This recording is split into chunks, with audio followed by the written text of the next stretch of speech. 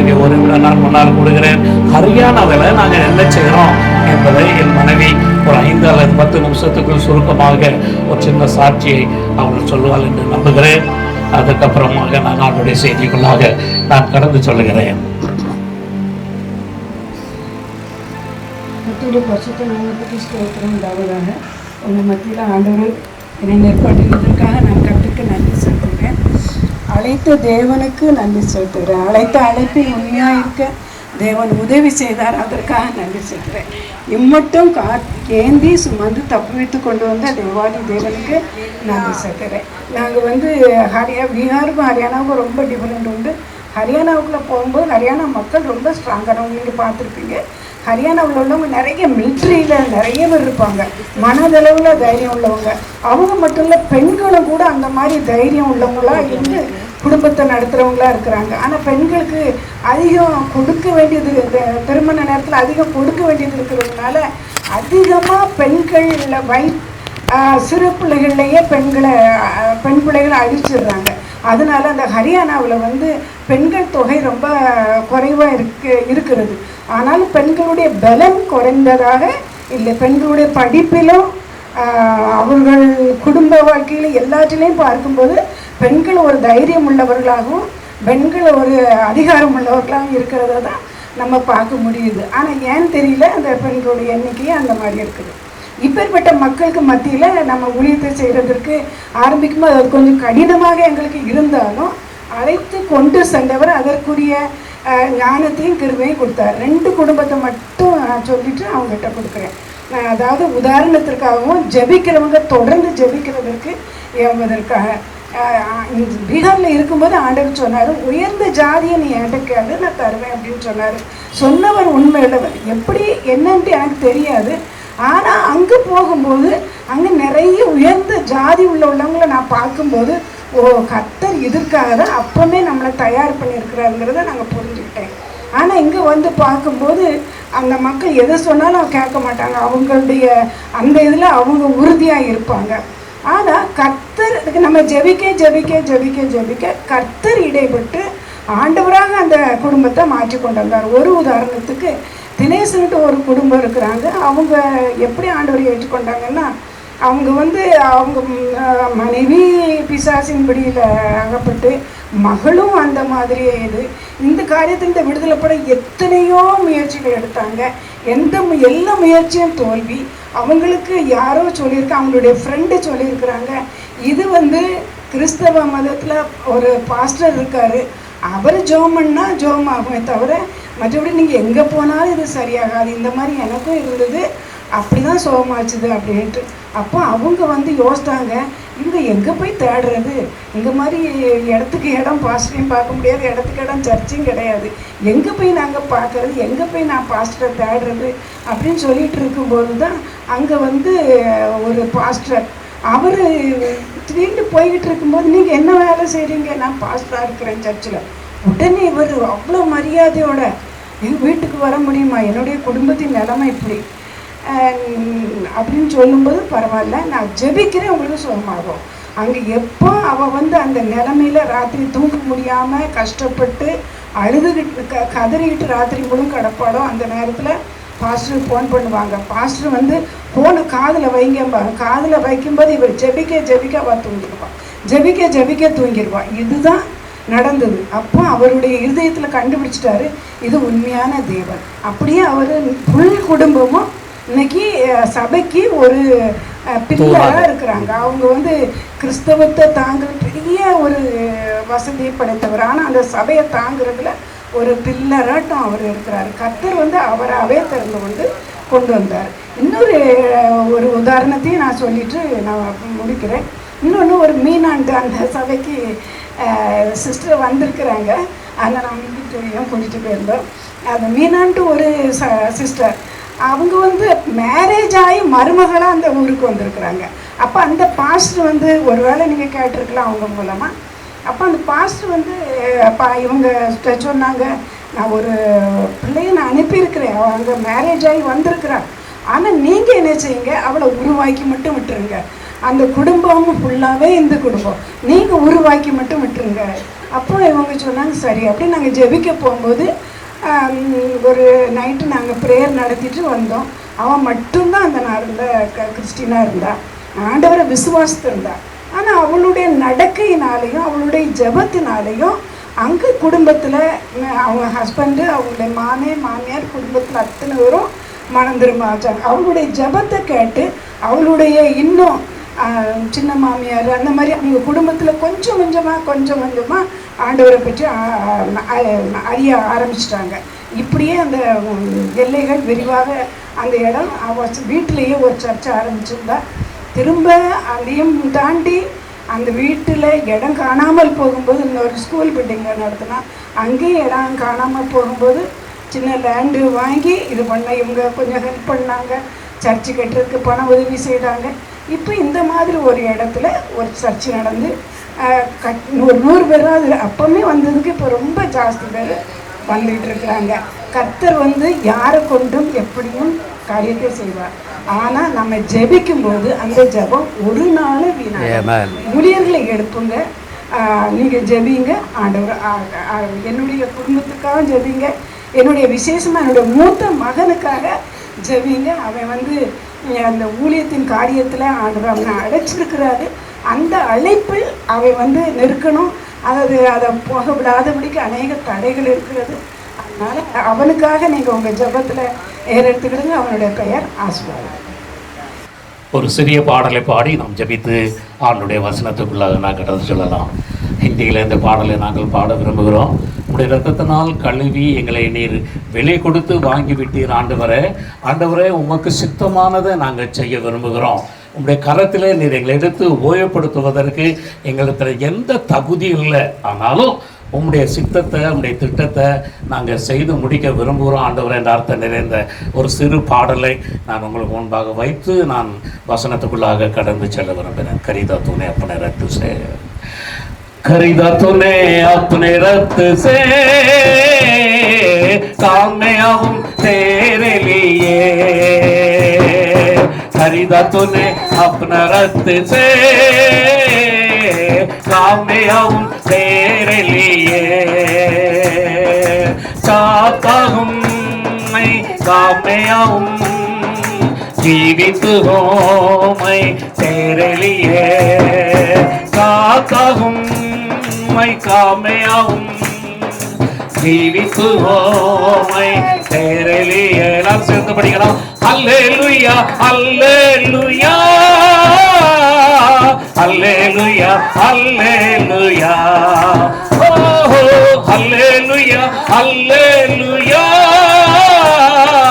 அல்லேலூயா அல்லேलूया.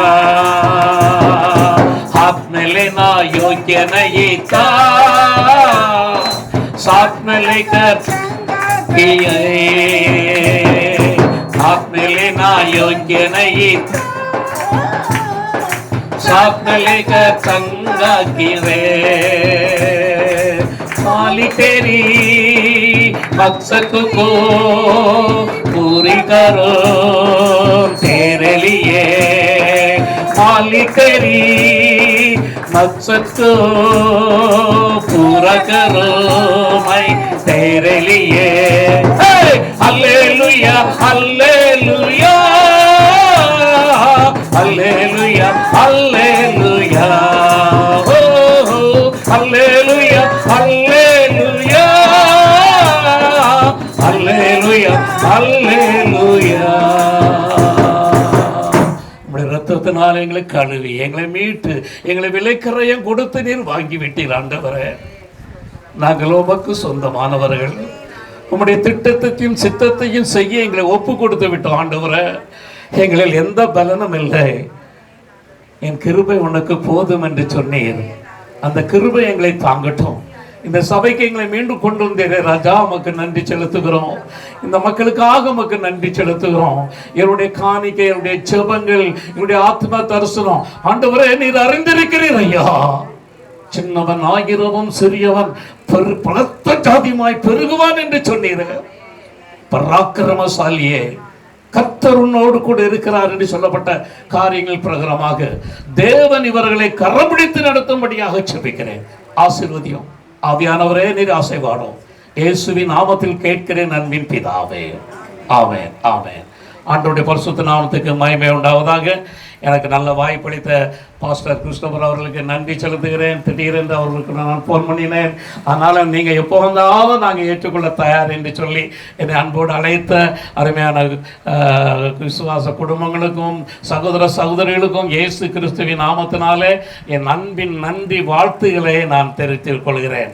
தொடர்ந்து எனக்காக ஜெபிக்கும்படி, எங்களுக்காக ஜெபிக்கும்படி, இந்த ஊழியத்தை நிறைவேற்றும்படியான கிருபைகளை தேவர்களுக்கு தரும்படியாக நான் கேட்கிறேன். போராட்டங்கள் உண்டு, பலத்த பிரச்சனைகள் உண்டு.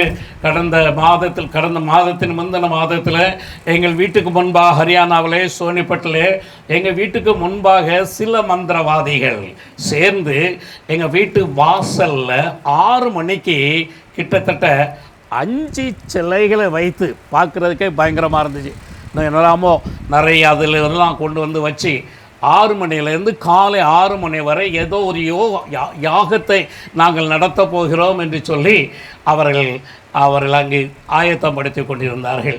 அங்குள்ள ஒருத்தன் சொல்லி கொண்டான், எதுக்கு பிறகு இவன் இங்கே இருப்பானான்னு பார்ப்போம், இவன் எதுக்கு பிறகு இங்கேருந்து துணியை காணும் ஓடுறதை நம்ம பார்ப்போங்கிற சத்தத்தை மாத்திரம்தான் நான் கேட்டேன். மேலே எங்கள் வீடு மேலே இருக்குது. மேலேருந்து எட்டி பார்த்தேன். எங்கள் வீட்டு முன்னால் ஒரு பெரிய கூடாரம் போட்டிருந்தாங்க. ஒரு மக்களை தண்ணி எடுத்தேன், ஜோம்னி அந்த மேலே போய் இயேசு கிறிஸ்துவின் ரத்தம் ஜெயம் என்று சொல்லி நான் அந்த தம்பு மேலே தெளித்தேன். அவ்வளோதான். தெளிச்சிட்டு நான் வீட்டுக்குள்ளே வந்தேன். 5 நிமிடம் தான், வித்தின் 5 மினிட்ஸ் ஒரு பெரிய புயல் வந்துச்சு, ஒரு பெரிய மழை வந்துச்சு. அந்த புயல் அங்கே போட்டிருக்க அந்த கூடாரத்தை மாத்திரமல்ல, அங்கே வச்சுருந்த சேரை மாத்திரமல்ல, அவனை வச்சுருந்த அந்த எல்லா சிலையும் அடிச்சிட்டு அந்த பூசாரிலாம் ஓடி அதை பிடிச்சி இதை பிடிச்ச பிடிங்க 10 நிமிஷத்தில் அவங்க இருந்த இடமே இல்லாமல் போயிட்டு. கர்த்தாவே ஹல்லேலூயா. உங்களை ஒழிக்கணும், ஓட விடணும்னு நினைக்கிறவங்க ஹல்லேலூயா ஆண்டவர் ஓட விட்டு துரத்துவார். உன் கண்களினால் நீ அதை காண்பாய். ஹல்லேலூயா. என் ஆண்டவர் பெரியவர். இப்பேற்பட்ட காரியங்கள் தான் எங்களை உற்சாகப்படுத்துது. கொஞ்சம் தூரம் நடக்கிறதுனா முடியாத காரியம். ஆனால் ஆண்டோட சமூகத்தில் வந்து நின்னா ஆண்டவர் கொடுக்குற பலன் அது ஒரு புதிய பலன், அது ஒரு புதிய கிருபை. அவருடைய அபிஷேகத்தை நான் நன்றாக உணர்ந்து ஆண்டவருக்கு நன்றி செலுத்துகிறேன். இந்த நாளிலும் கூட நான் உங்களோடு பேசும்படியாக தேவ சமூகத்தில் நான் காத்திருந்த போது நான் நினைத்தேன், ஒரு வாக்குத்தத்த வசனத்தை எடுத்து பேசுவோம், அவங்களை கொஞ்சம் உற்சாகப்படுத்துவோம் என்று நான் நினைக்கும் போது ஆண்டவர் வித்தியாசமான ஒரு காரியத்தை எனக்கு தந்தார். தற்போது நிலையிலே என்னுடைய கண்களினால் நான் வேத வசனங்களை வாசிக்க முடியாத நிலையில் இருக்கிறதுனால நான் சில வசனங்களில் தவறு செய்ய நேரிடலாம். ஆனாலும் மன்னிக்கவும். வாசிக்கலாம். 2 கொரிந்தியர் 2ஆம் அதிகாரம் 11ஆம் வசனம். 2 கொரிந்தியர் 2ஆம் அதிகாரம் 11ஆம் வசனம். சாத்தானாலே நாம் மோசம் போகாதபடிக்கு அப்படி செய்தேன். அவனுடைய தந்திரங்கள் நமக்கு தெரியாதவைகள் அல்லவே. ஹல்லேலூயா. பவுல் கொரிந்து சபைக்கு ஒரு காரியத்தை நினைப்பூட்டுகிறார். என்ன நினைப்பூட்டுகிறார்? அவனுடைய தந்திரங்களை நீங்க தெரிஞ்சு வச்சிருக்கணும். ஹல்லேலூயா. நம்ம சின்ன சண்டே கிளாஸ் இதில் நம்ம பாட்டு பிடிச்சிருப்போம், கல்ல சாத்தான் குள்ள நெறியா கேடு எனக்கு செய்த பள்ளி. ஆனால் இன்னொரு பாட்டு பிடிப்போம், வேடன் வருவான் வலையை விரிப்பான் ஒளித்திருப்பான்னு சொல்லி. அதை போல சாத்தான் நமக்கு விரோதமாக செய்கிற தந்திரங்களை அவன் விரிக்கிற வலைகளை நாம் அறிந்திருக்க வேண்டியது மிகுந்த அவசியம். ஆண்டவராய இயேசுவும் அந்த காரியத்தை சொன்னார். ஒருவன் உன்னை எதிர்க்க வரும்போது, உன்னோடு ஒருவன் யுத்தம் பண்ண வரும்போது, அவனிடத்தில் உள்ள படை பலத்தை நீ அறிந்து நீ உன்னுடைய பலத்தை கூட்டிக் கொண்டால் ஒரு நிச்சயம் ஒரு வெற்றி உண்டு என்பதை நீ மறந்து போக வேண்டாம் என்று ஆண்டவர் சொன்னார். எனவே இந்த நாட்களில், இந்த கடைசி காலத்திலே சத்துரு செய்கிற அநேக காரியங்கள், மிகுந்த தந்திரத்தோடு அவன் செய்கிற அநேக காரியங்கள் நம்முடைய விசுவாச வாழ்க்கையை அது பாதிக்கக்கூடியதாய், நம்முடைய பரிசுத்தத்தை கெடுக்கக்கூடியதாய், நம்முடைய நினைவுகளை அகற்றக்கூடியதாய் காணப்படுகிறது. நான் ஆலயத்துக்குள் நுழையும் போது பாஸ்டர் அவர்கள் சொன்னார்கள், நம்முடைய எண்ணங்கள் எண்ணங்கள், சிந்தனைகள், செயல்கள், காரியங்கள் எல்லாவற்றையும் அவன் அசுசிப்படுத்த விரும்புகிறான். ஏனென்றால் யோவான் 10ஆம் அதிகாரம் 10ஆம் வசனத்தை நான் வாசிங்க போது, அவன் திருடவும் கொல்லவும் அழிக்கவும் வருகிறான். எதை திருட வருகிறான்? பொன்னையா, பொருளையா? எனக்குள்ளாக இருக்கிற அந்த பரிசுத்தத்தை. அல்லேலூயா. அவன் திருட விரும்புகிறது நீங்கள் ஆண்டவருக்கென்று பரிசுத்தமாக ஜீவிக்க வேண்டும் என்ற அந்த காரியத்தை அவன் திருட, அந்த பரிசுத்தத்தை அழிக்கும்படியாக நம்மை இந்த உலகத்தோடு கூட உலகத்தின் பிள்ளைகளாகி மாற்றி வேண்டும் என்று சொல்லி அவன் திட்டமிடுகிறான். எனவே தான் வேதம் சொல்லுகிறது, வாசிக்கலாம் 2 கொரிந்தியர் 11ஆம் அதிகாரம் 3ஆம் வசனத்தை வாசிக்கலாம். 2 கொரிந்தியர் 11:3. சர்ப்பமானது தனது தந்திரத்தினாலே ஏவாளை வஞ்சித்தது போல உங்கள் மனதும் கிறிஸ்துவை பற்றிய உண்மை நின்று விலகும்படி நெருக்கப்படுமோ என்று பயங்கிருக்கிறேன். சோனிப்பட்டில் அங்கே ஒரு பெரிய யூனிவர்சிட்டி இருக்குது. நீங்கள் சோனிப்பட்டிலேருந்து ஒரு 8 கிலோமீட்டர் போனீங்கன்னா வேர்ல்டு யூனிவர்சிட்டி, கிட்டத்தட்ட அதில் ஒரு 13 யூனிவர்சிட்டி இருக்குது. அந்த 13 யூனிவர்சிட்டியில் உலகத்தில் உள்ள பல நாட்டு பிள்ளைகள் அங்கே படிக்கிறாங்க. நீங்கள் வந்தீங்கன்னா நான் உங்களை அங்கே கூப்பிட்டு போகிறேன். அந்த யூனிவர்சிட்டியை சுற்றி இது சாராய கடைகள், வைன் ஷாப்ஸ், வாலிப பிள்ளைகள், வாலிப பையன்கள் கூட்டம் கூட்டமாக அந்த ஒயின் ஷாப்பில் அவங்க குடிச்சிட்டு அந்த ரோட்டில் அவங்க ஆடுற ஆட்டத்தை பார்த்தீங்கன்னா பெற்றோருடைய உள்ளம் உடையாமல் இருக்காது. பெற்றோர்கள் உள்ளம் உடையாமல் இருக்கும். அந்த இடத்துல பிங்கு சோனின்னு ஒரு தம்பி பீகார்லேருந்து ரசிக்கப்பட்டு அவன் அங்கே ஒரு கடையை வச்சுருக்கான், ஒரு பலசரக்கு கடையை வச்சுருக்கான். அவன் மனைவி பேர் ஷம்பா. அவளுக்கு உதவியாக இருக்கிறாங்க. நன்றாக ஜெபிக்கக்கூடிய ஒரு அருமையான பிள்ளைகள். அல்லேலூயா. நன்றாக ஜெபிக்கக்கூடியவங்க. ராத்திரியும் பகலுமா ஜெபிப்பா. அப்படியே காரியங்கள் இல்லை. இன்னும் அவளுக்கு சரியான ஒரு வெற்றி கிடைக்கல. அதாவது வெற்றி கிடைக்கலன்னு என்ன சொல்றேன்னா, உலக பிரகரமான ஆசீர்வாதங்கள் அவளுக்கு இன்னும் கிடைக்கல. ஆவிக்குரிய வாழ்க்கையில் உன்னத நிலையில் இருந்தாலும் சாத்தான் அவளை அப்படியே அந்த காரியங்களெல்லாம் பெறாதபடி தட்டுவிட்டான். ஒரு நாள் திடீரென்று அந்த சாராய கடைகளெல்லாம் புல்டோசர் வைத்து உடைத்து நொறுக்கினார்கள், அகற்றப்பட்டன. அந்த இடத்தை வாடகை கொடுத்த ஓனர் என்ன செஞ்சார் தெரியுமா?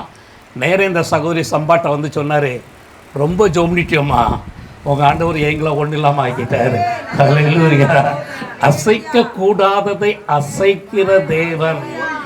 சாத்தான் நம்முடைய உள்ளத்தை வஞ்சிக்கும்படியாக தேவன் தந்திருக்கிற அபிஷேகத்தை, அதிகாரத்தை நம்ம விட்டு இழுக்கும்படியாக சில நேரங்களில் நம்ம ஜெபிக்கிற ஜெபத்துக்கு அது உத்தரவு உடனடியாக கிடைக்காது. அல்லேலூயா. 10 வருஷமா ஜோம்ன்றேன், 8 வருஷமா ஜோம்ன்றேன், எனக்கு இன்னொரு உத்தரவு இல்லையே. நான் ஒரு உத்தரவு வரும், மலைகளை உடைத்து நொறுக்கத்தக்கதாக, பர்வங்களையும் குன்றுகளையும் நொறுக்கத்தக்கதான ஒரு வல்லமை பரத்திலிருந்து இறங்கும். அப்போ தெரியும், ஹல்லேலூயா, என் ஆண்டவர் என்னுடைய ஜெபத்திற்கு எந்த அளவு அவர் உத்தரவு அருளிச்சுகிறார் என்பதை அறிந்து கொள்ள வேண்டும். அதனாலதான் இங்க அவர் எழுதுகிறாரு. அந்த வசனத்தை நொறுக்க வாசிக்கலாம். 11:2 நொறுக்க வாசிக்கலாம். ஆகிலும் சர்ப்பமானது என்னுடைய தந்திரத்தினாலே ஏவாளை வஞ்சித்தது போல உங்கள் மனதும் கிறிஸ்துவை பற்றிய உண்மை என்று விலகும்படி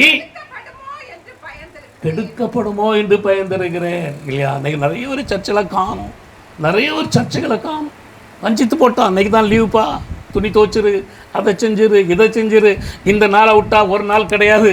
ஆனால் ஆலயத்துக்கு வரும்போது உண்டான ஆசீர்வாதம், ஆலயத்துக்கு வரும்போது உண்டாகிற ஒரு புதிய பலன், ஆலயத்துக்கு வந்து ஆண்டவரை ஆராதிப்பதனால கிடைக்கிற ஒரு அபிஷேகம் எங்கேயும் கிடைக்காது. அல்லேலூயா. வஞ்சிக்கப்படாதபடி நாம் எச்சரிக்கையா இருக்க வேண்டியது அவசியமா இருக்கிறது. வேதம் சொல்லுகிறது, ஆதியாகமம் 3ஆம் அதிகாரம் 1ஆம் வசனத்தை வாசிக்கலாம். ஆதியாகமம் 3ஆம் அதிகாரம்.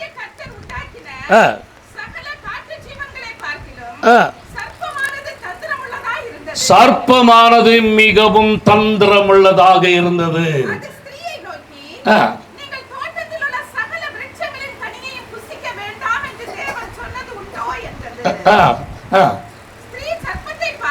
நாங்கள் தோட்டத்தில் உள்ள விருட்சங்களின் கனிகளை புசிக்கலாம். ஆனாலும் தோட்டத்தின் நடுவில் இருக்கிற விருட்சத்தின் கனியை குறித்து தேவன் நீங்கள் சாகாதபடிக்கு அதை புசிக்கவும் அதை தொடவும் வேண்டாம் என்று சொன்னார் என்றாள். இங்க பாருங்க, இந்த எஸ்தர் என்ன சொல்றாரு? ரொம்ப தந்திரம் உள்ளது. அவன் கேள்வி தான் கேட்பான். நம்மகிட்ட கேள்வினாலே கேட்டு நம்மளை மடக்க ஆரம்பிப்பான். அது எப்படி, இது எப்படி, அது எங்கேருந்து வந்துச்சு, இது எங்கேருந்து வந்துச்சு, அப்படின்னா இது என்னன்னு கேட்பான். ஆனால் அதுக்கு உத்தரவு ஆண்டவருடைய வசனம் தான். அல்லேலூயா. அவன் கேட்குற கேள்விக்கு வேதத்தை திறந்து இங்கே எழுதியிருக்குப்பான்னு சொல்லி கேட்குறவன்ட்ட பைபிளை கொடுத்து அவனை வாசிக்க சொல்லுங்க. அல்லேலூயா. ஏன்னா இது பரிசுத்த வேதாகமம். இந்த வார்த்தையில் வல்லமை உண்டு, இந்த வார்த்தையில் ஜீவன் உண்டு. இது கணுக்களை ஊனையை இரண்டாக பிரிக்கத்தக்கதாக வல்லமை நிறைந்த ஆவியின் பட்டயம். அல்லேலூயா. அந்த வசனத்தை வாசிக்கும் போது அவனை குத்தம். அல்லேலூயா. அவனுக்கு கேட்க வேண்டிய உத்தரவை ஆண்டவர் அந்த வசனத்தின் மூலமாக அவனோடு பேசுவார். ஆண்டவர் சொன்னார், நீங்கள் 2 அதிகாரம் 17 வசனத்தை வாசித்தீங்கன்னா ஆதியாகமத்தில் ஆண்டவர் சொன்னார், நீ அதை புசிக்க தான் வேண்டான்னு சொன்னார் இல்லையா? ஆனால் இங்கே எஸ்தர் என்ன சொல்கிறா? 3 அதிகாரத்தில் புசிக்கவும் தொடவும் வேண்டாம். ஏன்னா படா சடாக்கர், ஐம் சாரி, கூட்டி குறைத்து பேசுறது இல்லையா? இல்லாததை இருப்பதை போல செய்கிறது. சாத்தானுடைய வேலை என்னன்னா, 8ஆம் அதிகாரம் யோவான் 8ஆம் அதிகாரம் 44 வசனத்தில் வாசித்தனா, அவன் பொய்யனுக்கு பிதாமா இருக்கிறான். அவன் தன்னுடைய உள்ளத்திலிருந்து அவன் தன்னுடைய மன வாசிக்கலாம். அந்த வசனத்தை வாசிக்கலாம். யோவான் 8:44.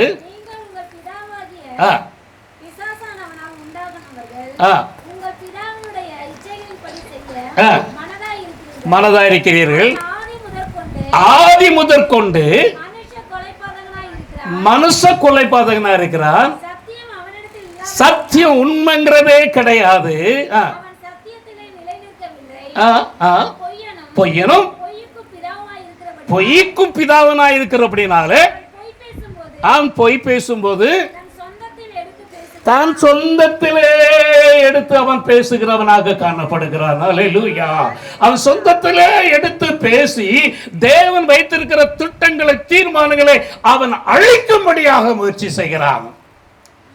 முதலாக ஒரு தீர்க்க தரிசனம் ஏதேன் தோட்டத்தில் வந்துச்சு. என்ன வந்துச்சு? என்ன தீர்க்க தரிசனம்? எஸ்தரின் வித்தாகிய அவர் உன் தலையை நசுக்குவார், அவன் உன் குதிங்காலை நசுக்குவான். சாத்தானுக்கு எல்லாமே தெரியாது, அவனுக்கு கொஞ்சம் தான் தெரியும். வரப்போது என்னன்னு தெரியாது, நடந்தது தெரியும். அவன் சில காரியங்களுக்கு கண்ணை மூடிட்டான், இப்படி இருக்குமோ அப்படி இருக்குமோ அப்படிதான் சொல்லுவானே தவிர அவனுக்கு இனி நடக்க போது என்னன்னு தெரியாது. ஆனா இந்த வசனத்தை பற்றி அவன் சிந்திச்சிருப்பான். ஸ்திரீயின் வித்தாகிய அவர் யாரு? மரியாளுடைய மகனாய் இயேசு கிறிஸ்து என்பது அவனுக்கு அப்பொழுது வெளிப்படுத்தவில்லை, அவனுக்கு தெரியவே தெரியாது. அதனாலதான் நான் வேதத்தில் நீங்கள் வாசித்தோம்னா யாரெல்லாம் எந்த பரிசுத்தவான்கள்லாம் அவங்க எழும்புனாங்களோ அவங்களெல்லாம் அவன் அழிக்க முன்பட்டான் இல்லையா? மோசே பிறந்த போது இருக்கிற அத்தனை ஆண் குழந்தைகளை அவன் அழித்தான். தொடர்ந்து நீங்கள் பார்த்தீங்கன்னா தாவீது தெரிந்து கொள்ளப்பட்ட போது தாவீதை எப்படியாயும் அழித்து விட வேண்டும் என்று சொல்லி சவுலை ஏவி விட்டான். இப்படியாக நீங்கள் வேதத்தில் உள்ள ஒவ்வொரு காரியங்களை நீங்கள் பார்த்தீர்கள் என்றால் அவர்களை அழித்து ஒன்றுமில்லாமல் ஆக்கி தேவ திட்டத்தை வெறுமாக்கி விட வேண்டும் என்பதுதான் அவனுடைய திட்டமாக இருந்தது. இயேசு பிறந்த போதும் கூட அப்படிதான் காரியங்கள் நடந்ததே தவிர வேறல்ல. எனவே அவனை குறித்து நாம் மிகவும் எச்சரிக்கை இருக்க வேண்டியது மிகுந்த அவசியம். கொஞ்ச காலமே தனக்கு உண்டென்று சாத்தான் அறிந்திருக்கிறபடினாலே அவன் அதிகமாக தொடுகிற யாரன்னா பரிசுத்தவான்களாகிய உங்களையும் என்னையும் தான், கிறிஸ்துவுக்குள்ளாக ஜீவிக்கிற உங்களையும் என்னையும் தான், ஜபிக்கிற உங்களையும் என்னையும் தான். நம்ம நினைக்கலாம், ஆண்டவருக்காக நான் என்ன செய்யலை, நான் என்ன கொடுக்கிறேன், எவ்வளவு நேரத்தை ஸ்பெண்ட் பண்றேன், என் பிள்ளைகள் வாழ்க்கை ஏன் இப்படி இருக்கு, என் வீட்லயே இப்படி இருக்கு, நான் இப்படிலாம் செய்யறேன், பிறகு எனக்கு ஏன்? அவனுக்கு கொஞ்சம் காலம் தானம் உண்டு. ஹல்லேலூயா, ஹல்லேலூயா. அவன் நம்மளை ஒன்றும் செய்ய முடியாது. நெருக்கி பார்ப்பான். நான் 3 பேரை மாத்திரம் உங்கள் மத்தியில் வைத்து நான் குறிப்பிட்ட நேரத்துக்குள்ளே நான் முடித்துக்கொள்ள நான் விரும்புகிறேன். குறிப்பாக நெக்ஸ்ட் ஜெனரேஷன், வரும் சந்ததி. தேவனுடைய வசனத்தில் ஆண்டவர் அடிக்கடி சொல்லுகிற ஒரு காரியம், உன்னையும் உன் பிள்ளைகளையும் பிள்ளைகளின் பிள்ளைகளையும் உன் சந்ததியும் நான் ஆசீர்வதிப்பேன் என்று தான் ஆண்டவர் சொல்லுகிறார். நாம் எப்பேற்பட்ட ஆசீர்வாதத்தை ஏற்படுகிறோம். என் பிள்ளை ஒரு பெரிய இன்ஜினியராகி ஐடியில் வேலை பார்த்து ஒரு பெரிய டாக்டராகி 4-5 பெரிய வீடை கட்டி 7-8 காரை வாங்கி அவன் அப்படி சொந்தமாக போகணும்னு நம்ம நினைக்கிறோம். ஆனால் அப்படி அல்ல. எப்படி? ஆண்டவருக்குள்ள பரிசுத்தமாக அந்த அபிஷேகத்துக்குள்ள அந்த அதிகாரத்துக்குள்ள நின்று ஆண்டவருடைய நாமத்தை மகிமைப்படுத்துகிற ஒரு மகனாக இருக்க வேண்டும். ஹல்லேலூயா. அதுதான் நம்முடைய உள்ளத்துல ஒரு பெரிய வாஞ்சையாக இருக்க வேண்டும். ஹல்லேலூயா. என் மகனை குறித்து என் மனைவியை சாட்சி சொன்னால், அவன் பிறந்தபோது நாங்கள் அவனை ஆண்டவருடைய ஊழியத்திற்கென்று முழுவதுமாக நாங்கள் ஒப்படைத்தோம். என்னுடைய மூத்த மகள் நெதர்லாண்டிலே ஆண்டோடைய ஊழியத்தை செய்து கொண்டிருக்கிறாள். 2வது மகன், என்னுடைய மகன் பின்னி ஆபிரகாம், மிஷினரி பிள்ளைகளுக்கு, படிக்க முடியாத பிள்ளைகளுக்கு சீட் 100 என்று சொல்லி ஒரு ப்ராஜெக்டை ஆரம்பித்து அந்த பிள்ளைகளுக்கு அவன் உதவி செய்து கொண்டிருக்கிறான். அடுத்தபடியாக கடைசியில் உள்ள ஒரு மகன், அவன் இன்னும் கிறிஸ்துவுக்குள் அந்த அளவுக்கு வளரவில்லை. இந்த ஆஸ்வால்ட் என்பவன் நன்றாக இருந்தான், கிறிஸ்துவுக்குள் நன்றாக இருந்தான், ஐடிஐயில் வேலை பார்த்தான். ஆனால் ஆண்டுடைய சித்தம், ஆண்டுடைய ஊழியத்தை செய்ய வேண்டும் என்பது ஆண்டுடைய சித்தம். நாங்கள் அறிந்திருந்தோம். நாங்கள் அவனை கட்டாயப்படுத்தவில்லை, ஜெபித்தோம். ஆண்டுடைய சமூகத்தில் இப்படியாக சொன்னோம், அவனாக தானாகவே ஒப்பு கொடுத்து வரட்டும் ஆண்டவரே, நாங்கள் அவனை ப்ரெஸ் பண்ண விரும்பலன்னு சொல்லி நாங்கள் ஆண்டவர்கிட்ட சொன்னோம். ஆண்டவர் கொஞ்சம் கொஞ்சமாக அவனை அழுத்த ஆரம்பித்தார். அதனால் சில காரியங்களில் அவனுக்கு நிறைய ஸ்ட்ரகிள், நிறைய சோதனை, நிறைய பாடுகள். அவன் ஆண்டோடைய ஊழியத்தை செய்ய முடியாதபடி அவன் தடைப்பட்டவனாக இருக்கிறான். எனவே நம்முடைய ஊழியத்தில், நம்முடைய பிள்ளைகளுடைய காரியங்களில் தேவ சமூகத்தில் நாம் கேட்டு, ஆண்டவரே என் பிள்ளைகளை குறித்து நீர் என்ன வைத்திருக்கிறீர், என்ன செய்ய வேண்டும் என்று சொல்லி நாம் கேட்க வேண்டும். ஆனால் தற்போது நம்ம என்ன செய்கிறோம்? 9 மாத குழந்தை நான் ட்ரெயினில் இப்போ வரும்போது அழுது, அதை நிப்பாட்டுறதுக்கு என்ன செய்கிறாங்க? நான் சின்ன பிள்ளையாக இருக்கச்சில எனக்கு ஞாபகம் இருக்குது, எங்கள் வீட்டில் நிறைய பிள்ளை, எங்கள் அம்மாவுக்கு கிட்டத்தட்ட 16 குழந்தைகள் பிறந்தார்கள், 8 பிள்ளைகள் இறந்து போனார்கள். 8 பேர் தான் நாங்கள் இப்போ இருக்கோம் இல்லையா? 8 பேரில் அன்னைமாரெலாம் இப்போ போயிட்டாங்க. அப்போ என்னுடைய தங்கச்சி அழுவா, தொட்டில் இடந்த அழுவா. எங்கள் அம்மா எங்கேருந்து போவா, கொஞ்சம் நேரம் ஆட்டி பார்ப்பார், ரோட்டு பாரு. அவர் அதுக்காக நான் ஒரு அடி சொல்லின்னு பிடிச்சிட்டு வந்துடுவேன். எப்படி தூங்குவான்னு தெரியாது. அது அந்த காலம். இந்த காலத்தில் நீங்கள் எப்படி செஞ்சீங்கன்னா நான் சொல்ல விரும்புகிறேன். சிறுவனாக இருக்கும்போதே ஆலயத்துக்கு அனுப்பி வைக்கும். என்ன அழகாக வசனம் சொல்லிச்சு பிள்ளைகளுக்கு, உற்சாகப்படுத்தும். நீ சொன்னது நல்லா இருந்துச்சுன்னா அவங்களை உற்சாகப்படுத்தும். கொஞ்சம் கதைகளை சொல்லுவோம், ஆண்டோடைய காரியங்கள் குறித்து அந்த பிள்ளைகளுக்கு சொல்லிக் கொடுப்போம். அந்த வசனம் கிரியை செய்யும். நான் இன்றைக்கி ஊழியக்காரனாக இருக்க காரணம், எங்கள் அப்பா அம்மா ஞாயிற்றுக்கிழமை ஆயிட்டுன்னா வசனத்தை சொல்லலைன்னா அடி விழும், வசனத்தை பிரசங்கத்தை சொல்லலைன்னா அடி விழும், எல்லா காரியத்தையும் மனப்படமாக சொல்லலைன்னா அடி விழும். சாப்பாடு கிடையாது, முழங்கல்ல நிற்கணும். அதனால தான் இன்றைக்கி முழங்கி கொண்டிருக்கிறேன். ஹல்லேலூயா. நம்முடைய பிள்ளை ஆண்டவனை நடக்க வேண்டிய வழியில் நடத்து. முதிர் வயதில் அவன் என்ன செய்வான்? சாய்த்தா நம்ம பிள்ளைகளை தொட்டாதபடிக்கு நம்ம பிள்ளைகளுக்காக விசேஷமாக ஜெபிக்கணும். ஜெபிப்பதோடு மாத்திரம் நான் ஜெபிச்சுக்கிட்டு இருக்கேன் பாஸ்டர் இல்லை, அழுதாலும் கட்டாயப்படுத்தி சர்ச்சுக்கு கொண்டாங்க, கூட்டுவாங்க, உட்கார வைங்க, ஆராதனையில் உட்காரட்டு, வசனங்களை படிக்கட்டு. அது என்ன செஞ்சாலும் பரவாயில்ல, அதை பற்றி கவலை வேண்டாம். அது ஒரு நாள் ஆண்டவருக்காக எழுந்து பிரகாசிக்கிற மகனாக இருப்பான். ஹல்லேலூயா, ஹல்லேலூயா. நான் 3 பேரை மாத்திரம் உங்கள் முன்பாக நிறுத்திவிட்டு நான் கடந்து செல்ல விரும்புகிறேன். முதலாவதாக ஒரு மனிதனை நான் உங்களுக்கு காட்டுகிறேன். யோபின் புஸ்தகம் 1ஆம் அதிகாரம் 10ஆம் வசனத்தை வாசிக்கலாம். யோபின் புஸ்தகம் 1ஆம் அதிகாரம் 10ஆம் வசனம். நீர் அவனையும் அவன் வீட்டையும் அவனுக்கு உண்டான எல்லாவற்றையும் சுற்றி வேலி அடைக்கவில்லையோ, அவன் கைகளின் கிரியையை ஆசீர்வதித்தீர், அவன் சம்பத்து தேசத்திலே பெருகிட்டு. கர்த்தர் சாத்தானை நோக்கி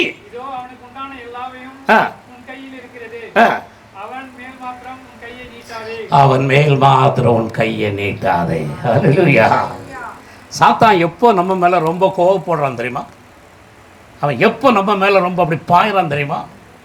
நேற்று நான் என் மகன் வீட்டில் இருக்கும்போது அவன் ஒரு பூனை வளர்க்குறான். அந்த பூனை வெளியே போச்சில் இன்னொரு பூனை கூட சண்டை போட்டு அந்த பூனை இவனுடைய பூனை கழுத்தில் கடிச்சிட்டு உடனே இதை ஆஸ்பத்திரி கொண்டு போகணும்பான்னு சொல்லி என்னையும் சேர்த்து கூப்பிட்டு போனால் எல்லாமே ஊசி போட்டாங்க, எல்லாமே மருந்து கொண்டு வந்தாங்க. டாக்டர் சொன்னார் நாளைக்கு முழுவதும் அதுக்கு ஒன்றுமே கொடுக்கக்கூடாது, தண்ணியோ பாலோ உணவோ ஒன்றும் கொடுக்கக்கூடாது, அப்படின்னா தான் அந்த மருந்து அது கிரியை செய்யுன்னு சொல்லி அதை வெளியே விடாதபடி நீங்கள் பார்த்துக்கிடுங்கப்பா அடைச்சிக்கிடுங்கன்னு சொல்லிட்டு அந்த பூனையை உள்ளே விட்டுட்டு இன்னொரு காரியத்தை சொன்னான். எப்பா அதுக்கு ஒன்றும் கொடுக்கறதுனால அது கொஞ்சம் கோபமாக இருக்கும். அது கோபம்னு என்ன தெரியுமா, எங்களுக்குன்னு ஒரு பெட்ரூமாக தந்தான், அங்கே வந்து என்ன செஞ்சிடும், டாய்லெட் பண்ணிடும், இல்லைன்னா ஒன்று அடிச்சிடும், அதனால நீங்கள் உங்கள் ரூமை திறக்காதுங்கன்னு. ஏன்னா அதுக்கு கோபம் வந்துச்சுன்னா இப்படி அழுக்கான காரியத்தை செய்வான். அல்லேலூயா. சாத்தான் எப்போ நம்ம மேலே கோவப்படுறான் தெரியுமா? யார் சாட்சி சொல்கிறா யோபு குறித்து? சாத்தான் சொல்கிறான். யோ நீ அவனை சுற்றி வேலையடிச்சிருக்கிறையா, அவனை ஆசீர்வதிச்சிருக்கிறேன், அவனை என்னெல்லாமோ பண்ணி வச்சிருக்கிற, அதானி அம்பானி மாதிரி அந்த நாட்களில் யோபுனுடைய நிலம் ஒரு பெரிய ரீச் நீ செஞ்சிருக்கிறதையா, கொஞ்சம் வச்சிருக்க அந்த வேலையை அகட்டி பாரோம், அதுக்கப்புறம் உம்மரை என்ன பண்ணுறான்னு பார்ப்போம். அல்லேலூயா. ஆண்டவருக்கு சாட்சியாக இருக்கணுங்கிறது தான் தேவனுடைய சித்தம். நீங்கள் ஆண்டவருக்கு சாட்சியாக இருக்கணும்னு சொல்லி நீங்கள் சபையில் மாத்திரமல்ல, உங்கள் தெருக்களில், குடும்பத்தில், வேலை பார்க்குற இடத்துல ஆண்டவருக்கு நீங்கள் சாட்சியாக இருக்கும்போது சாத்திரம் உங்க கொஞ்சம் நோண்டி பார்ப்போன்னு பார்ப்பான். அல்லேலூயா. கொஞ்சம் நோண்டி பார்ப்பான், கொஞ்சம் நோண்டி பார்ப்பான். இவன் என்ன உண்மையாக இருக்கானா, இவன் உண்மையாகவே ஆண்டவருக்கு சொந்தம் தானா? ஆனால் ஆண்டவர் சொல்கிறாரு, சாத்தாண்ட சொல்லிட்டார், எப்பா நான் உன் கையில் கொடுக்குறேன், ஆனால் நீ அவனை ஒன்றும் செய்யக்கூடாது. அல்லேலூயா. அவர் அங்கே கொடுத்தாலும் அவர் ஒரு கண்டிஷனை போடுறாரு. என்ன கண்டிஷனை போடுறாரு? நீ அவனை ஒன்றும் செய்யக்கூடாது. ஒருவேளை நீ அவன் சொத்தை நாசம் பண்ணலாம், பிள்ளைகளை அழிக்கலாம், அவனுடைய காரியங்களை அழிக்கலாம், அவனுடைய ஆத்துமாவை தொடுவதற்கு உனக்கு உரிமை இல்லை. அல்லேலூயா. தேவன் உனக்கு தந்திருக்கிற அபிஷேகத்தை, தேவன் உனக்கு தந்திருக்கிற அதிகாரத்தை அவன் தொடுவதற்கு தேவன் அனுமதிப்பதே இல்லை. அல்லேலூயா. மறக்க வேண்டாம். நான் ரட்சிக்கப்பட்ட நாட்களில் டெலிஃபோன் எக்ஸ்சேஞ்சில் பிஎஸ்என்எல்ல தூத்துக்குடியில் நான் வேலை பார்த்து கொண்டிருந்தேன். நான் ஜேஇயாக இருந்தேன், ஜூனியர் இன்ஜினியராக இருந்தேன். நான் அங்கே வேலை பார்த்து கொண்டு இருக்கும்போது சில நேரத்தில் நைட் ஷிஃப்ட் உண்டு. அப்போ அங்கே ஆட்டோ எக்ஸ்சேஞ்சுன்னு சொல்லி முன்னால் நம்பர் ப்ளீஸ் கேட்பாங்க. இப்போ டைலிங் சிஸ்டம் வந்துச்சு. அப்போ எனக்கு அப்சர்வேஷன் டிபார்ட்மெண்ட்டில் நைட்டில் வேலை பார்க்கணும். என்னச்சுன்னா கால்கள் வரும், இன்டர்நேஷ்னல் கால்கள் வரும். அப்போ அந்த கால்களை உட்கார்ந்து என்ன செய்யணும், கேட்டுக்கிட்டே இருக்கணும். ஏன்னா அந்த வாய்ஸ் சரியாக இருக்கா, அவங்களுக்கு க்ளீனாக இருக்கா, என்ன ஏதுன்னு சொல்லி அந்த இதெல்லாம் ரிப்போர்ட்டை பார்த்து எழுதிக்கிட்டே இருக்கணும். அந்த வேலை இருந்துச்சு. நான் அப்போ வாலிபன், ரட்சிக்கப்பட்ட புதுது, ஆண்டவருக்குள்ள இன்னும் முற்றிலுமாக வளரவில்லை. ஆனால் அப்போ ஒரு சகோதரனுடைய இரவு நேரத்தில் பேசுவாங்க, ரொம்ப நேரம் பேசுவாங்க. லவ்வர்ஸா அது என்ன ஏதுன்னு தெரியாது, ரொம்ப நேரம் பேசுவாங்க. அப்போ நான் என்ன பண்ணுவேன்னா, திடீர்னு அந்த சகோதரன் பேசுகிறத கட் பண்ணிவிட்டு நான் உள்ளே போயிடுவேன். நான் போய் அந்த சகோதரிகிட்ட பேச ஆரம்பிப்பேன். அவள் நினச்சிட்டு இருப்பா நம்மளால் தான் பேசுன்னு சொல்லி அவள் பேசிக்கிட்டே இருப்பாள். அப்போ அந்த டெலிஃபோன் எக்ஸ்சேஞ்சில் லீனஸ்ன்னு சொல்லக்கூடிய ஒரு அருமையான ஆவிக்குரிய ஒரு மகன் இருந்தார். அவர் இதை கவனிச்சுக்கிட்டே இருந்திருக்காரு. ஒரு நாள் மெல்ல வந்தார் என்கிட்ட. அவருக்கு தெரியும் இவன் ரட்சிக்கப்பட்டிருக்கான், கையில் பைபிள் வச்சுருக்கான், ஆராதனைக்கு போவான், ஜெபத்துக்கு போவான், எல்லாம் தெரியும். ஆனால் சாத்தானுக்கு இடம் கொடுத்துட்டானேன்னு சொல்லிட்டு நான் மெல்ல பேசிகிட்டு இருக்கும்போது மெல்ல என்கிட்ட வந்து சொன்னார், ப்ரூஸ்னார் கேஸ் என்ன, அவர் சொன்னார், சாத்தான் நெவர் ஸ்லீப், பி கேர்ஃபுல். சாத்தான் உனக்கு தொந்தரவு பண்ணுறதுக்கு என்ன செஞ்சுட்டு இருப்பான், அவன் தூக்கவே மாட்டான்பா. ஆண்டவர் தூங்க மாட்டான்னு நினைக்காத, அவன் உடனே தொந்தரவு. அந்த நாளிலிருந்து அந்த பழக்கத்தை நான் விட்டேன். ஹல்லேலூயா, ஹல்லேலூயா.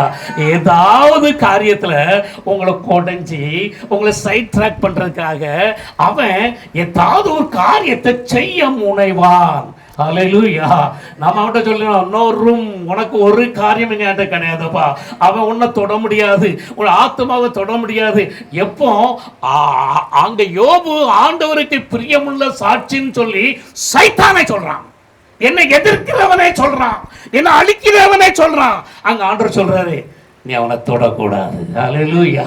நீங்கள் சாட்சி சொல்லும்போது நல்லா கவனிச்சு பாருங்க, உங்கள் வாழ்க்கை கவனிச்சு பாருங்க.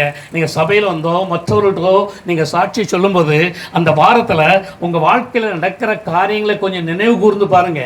நீங்கள் என்ன சாட்சி சொன்னீங்களோ அதுக்கு விரோதமாக அவன் கொஞ்சம் காரியங்களை செய்வான். அல்லேலூயா, அல்லேலூயா. அவன் வேலை கெடுக்கிறது, அழிக்கிறது, ஒன்றும் இல்லாமல் போக பண்ணுகிறது. ஹல்லேலூயா. ஆனால் ஆயுப் சொல்கிறான், ஆனால் யோபு சொல்கிறான், என் சரீரம் அழுகி நாரி ஒன்றும் இல்லாமல் போனாலும் என் மீட்பர் உயிரோடு இருக்கிறார். ஹல்லேலூயா. என் சொந்த கண்ணினாலே நான் அவரை காண்பேன். ஹல்லேலூயா. இந்த சரீரத்தை தான் அழிக்க முடியும்பா, இந்த மண்ணான இந்த சரீரத்தை தான் அழிக்க முடியும். ஆனா எனக்குள்ளாக இருக்கிற அந்த ஆத்மாவுல அந்த ஜீவனுள்ள தேவனுடைய ஆவியானவர் வாசம் பண்ணுகிறபடினால என்ன ஒண்ணும் செய்ய முடியாது. ஹல்லேலூயா. ஏனென்றால் நான் ஜெபத்திலும் ஆண்டவருடைய வசனத்திலும் என்னுடைய வாழ்க்கையை நான் காத்துக் கொண்டிருக்கிறபடினால நீ ஒன்றும் செய்ய முடியாது, நீ ஒன்றும் செய்ய முடியாது. சாட்சி சொல்லும் போது நாம் ஜெபிக்க வேண்டும். ஹல்லேலூயா. நீங்கள் சர்ச்சில் வந்து ஒரு சாட்சி சொல்ல போகும்போது, ஒருத்தருக்கு சாட்சி சொல்ல போவதற்கு முன்னால் ஆண்டவருடைய சமூகத்தில் நீங்கள் சொல்லணும், ஆண்டவரே நான் இன்னைக்கு சாட்சி சொல்ல போகிறேன், இந்த காரியத்தை குறித்து சாத்தான் என்னை தொடாதபடி பாதுகாத்துக்கணும். ஹல்லேலூயா. அவர் நான்சான் எடுத்து வெளியே வந்தார். மத்திய 3ஆம் அதிகாரத்தில் பிதா சொன்னார், இவர் என்னுடைய நேசகுமாரன் சொன்னார். 4ஆம் அதிகாரத்தில் அவர் வனாந்திரத்துக்கு போயிட்டார், பிசாசினால் சோதிக்கப்படுவதற்காக. அவர் சாட்சி சொன்னோன்னு பார்த்தான், நேசகுமாரன் தானா, இவன் உண்மை உள்ளவர் தானா, முடிவு புரியாத இவன் நிற்பானாங்கிற சோதிக்கிறதுக்கு தான் அங்கே 4ஆம் அதிகாரத்தில் இயேசு கூட்டு போய் அங்கே கொண்டு 3 சோதனைகள் நமக்கு நன்றாக தெரியும். அவைகளை குறித்து நான் பேசுவதற்கு இல்லை. ஆனாலும் நம்முடைய வாழ்க்கையிலே நாம் சாட்சி சொல்லும் போது ஜாக்கிரதையா இருக்கணும். யோவான் 5ஆம் அதிகாரம் 35ஆம் வசனம் என்று நினைக்கிறேன். யோவான் ஸ்நானகனை குறித்து ஆண்டவர் சாட்சி சொன்னார், அவன் எரிந்து பிரகாசிக்கிற விளக்காயிருந்தான். ஆண்டவருடைய விருப்பம் என்ன? எரிந்து பிரகாசிக்கணும், எரிஞ்சு பிரகாசிக்கணும், வெளிச்சமா இருக்கணும், இருள் அகற்றணும். அதுதான் ஆண்டவருடைய திட்டம், ஆண்டவருடைய சித்தம். ஆனா அவனுடைய மரணம் எப்படி இருந்துச்சு? தலை துண்டிக்கப்பட்டது. சாத்தான் பார்த்துக்கிட்டு இருந்தான், டேய் நீ சாட்சி உள்ள வாழ்க்கை வாழ்றியா, நீ உண்மை உள்ளவனா நீ வாழணும்னு விரும்புறியா, நான் உன்னை என்ன பண்ணுறேன் பாரு. அவனுடைய தலை துண்டிக்கப்பட்டது. ஹல்லேலூயா. ஏன் பாவத்தை குறித்து அவன் சுட்டி காட்டி சொன்னதுனால கோபம் அடைந்த அந்த இஸ்திரி தன்னுடைய மகளை அனுப்பி ஒரு டான்ஸ் ஆட வச்சு அவன் தலையை துண்ட வாங்கிட்டான். ஹல்லேலூயா. சாட்சி சொல்லும்போது, ஆண்டவருடைய சமூகத்தில் தேவனை உயர்த்தி நாம் சொல்லும்போது அவன் பொறாமைப்படுவான், எரிச்சல் அடைவான், கோபம் அடைவான். எப்படியாக என் மகன் வீட்டில் உள்ள பூனைக்கு ஒரு இன்ஜெக்ஷன் போட்டோன்னு அதை ரூமுக்குள்ள வந்து அசிங்கப்படுத்தணும்னு நினைக்குதோ, அதே போல நம்முடைய வாழ்க்கையை அசிங்கப்படுத்தும்படியாக, வெட்கப்படுத்தும்படியாக, நாசம் பண்ணும்படியாக, சத்துரு நம்மளை தொடும்படியாக அவன் நமக்கு விரோதமாக எழும்பி வருவான். ஹல்லேலூயா. மனிதர் என்னை கைவிட்டாலும் அமீசமழுகே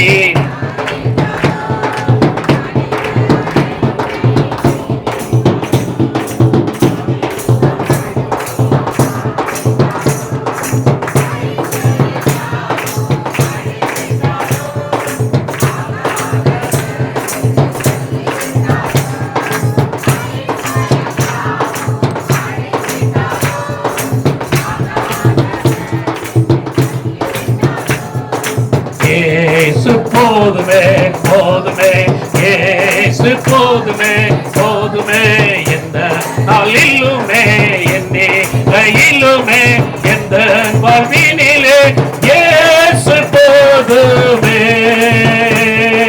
இயேசு போதுமே, இயேசு போதுமே போதுமே, எந்த நாளிலுமே என் நிலையிலுமே எந்த வாழ்வினிலே இயேசு போதுமே. ஹல்லேலூயா. இயேசு போதுமையா. எல்லாம் போனாலும் இயேசு என்னோடு கூட இருந்தா போதும். ஹல்லேலூயா. பீகாருக்கு நான் முதலாக நான் சென்ற போது ஒரு கல்யாணத்து முடிந்த நான் வீட்டுக்கு போகும்போது ஒரு வீட்டுக்கு போயிருந்த கையில் ஒரு சின்ன சிமெண்ட் பாக்கெட், முன்னால் அந்த போரா அந்த சாக்குக்கு என்ன பேர் சொல்கிறது, ஒரு சாக்கு, அதில் ஒரு ஸ்டவ்வு, 2 பாத்திரம், இன்னொரு சின்ன சூட் கேஸு, என் மனைவி 2-3 புடவை வச்சுருந்தேன், நான் ஒரு 2 பேண்ட் வச்சுருந்தேன்.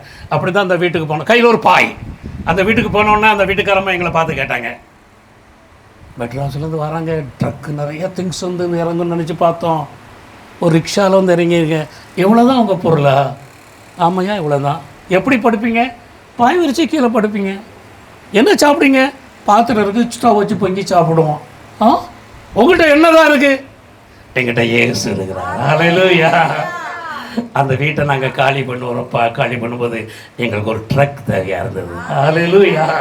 தேவையான எல்லா திங்ஸையும் ஆண்டவர் எங்களுக்கு கொடுத்தார். ஒரு குறைவில்லை. உலக பிரகாரமாக எனக்கு இன்னைக்கு சொத்தும் கிடையாது, வீடும் கிடையாது, ஒன்றும் கிடையாது. ஆனால் இயேசு கூட இருக்கிறார். ஹalleluya, ஹalleluya. ஆண்டவர் எங்களுக்கு சொத்தாக கொடுத்த 5 பிள்ளைகள் எங்களோடு கூட இருக்கிறாங்க. அது போதும், அது போதும், அது போதும். அதனாலதான் இயேசு போதுமே, இயேசு போதுமே. இரண்டாவதாக நான் இன்னொரு மனிதனை நான் உங்கள் மத்தியிலே குறிப்பிட்டு நான் பேச விரும்புகிறேன். வாசிக்கலாம். 1 சாமுவேல் 1 நாளாகமம் 21ஆம் அதிகாரம் 1ஆம் வசனம். 1 நாளாகமம் 21ஆம் அதிகாரம் 1ஆம் வசனம்.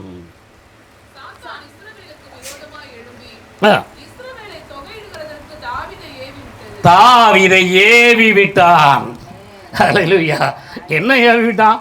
ஏய் தாவீது, நீ ஆடு தானே மேய்ச்சிக்கிட்டு இருந்த, ட்ரு தானே பண்ணிக்கிட்டு இருந்த, வனாந்திரத்தில் கோமனம் தானே பாய்ச்சிக்கிட்டு இருந்தாடா.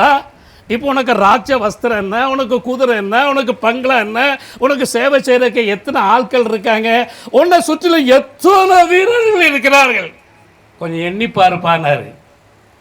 அது ஆண்டவருக்கு பிரியமான காரியம் இல்லை, அது ஆண்டவருக்கு சித்தம் இல்லை, இல்லையா? சில நேரங்களில் நம்மகிட்ட தான் சொல்லுவான். சில நேரங்களில் சில பேரை நான் பார்த்துருக்கேன். ட்ரெயினில் போகும்போது, பிரயாணங்கள் பண்ணும்போது, சிலவருடைய குடும்பங்களில் சிலருடைய காரியங்களை அவங்க உட்கார்ந்துக்கிட்டு அவங்க பேசுகிற பார்த்தா, பா நான் மாதம் எவ்வளோ வாங்குகிறேன் தெரியுமா? ஒவ்வொரு மாதம் நாங்கள் 10 லட்சம் சம்பாதிக்கிறோம், எங்களுக்கு என்ன இருக்குது தெரியுமா, என்ன குறை இருக்கோம். ஆனால் நாங்கள் ஆண்டவரை நினைக்கிறதில்ல. ஆண்டோடைய கிருபையினால், ஆண்டோடைய இறக்கத்தினால ஆண்டவர் எங்களுக்கு செய்தாருங்கிறது இல்லை.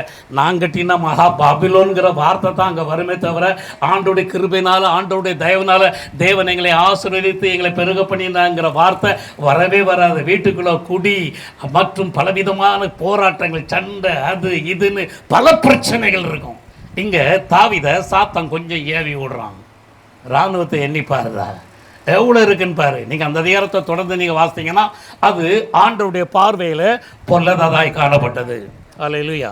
நான் சீக்கிரம் முடிச்சிடுறேன். அது பொல்லதாய் காணப்பட்டது. உடனே ஆண்டவர் என்ன செஞ்சார்னா, அவர் பார்த்தாரு, அவர் ஒரு காரியத்தை செஞ்சார். தன்னுடைய தீர்க்கதரிசி அனுப்பி ஒரு காரியத்தை செஞ்சார். வாசிக்கலாம். அதே அதிகாரத்தில் நீங்கள் வாசிங்க, 13ஆம் வசனத்தை வாசிக்கலாம்.